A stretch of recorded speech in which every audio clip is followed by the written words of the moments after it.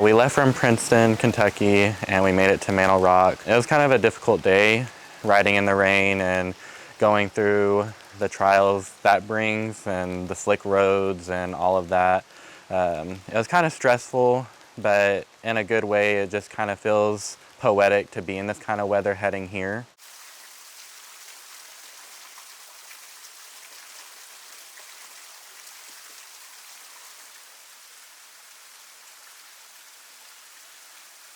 Being here, you can really feel the sadness and the sorrow that our ancestors went through.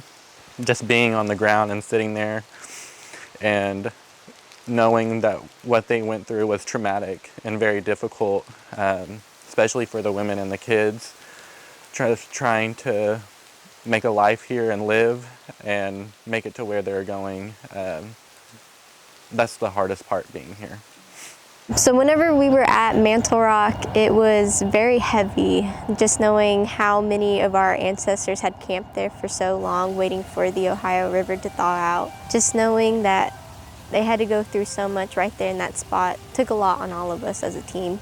It was very emotional, one of the more heavy spots we've been to, and I felt very honored to get to play my flute. I played Amazing Grace there, and it was just kind of me leaving a little piece of myself there with them. For me personally, right whenever I stepped into the Mantle Rock site, I felt a lot of emotions. Like even riding up there, I was already kind of emotional, and so I kind of knew that whenever I stepped in, I was like, I mean, there was something there. There was like a presence there. You could just feel all the lives lost. You could feel the people that had sat there and cried.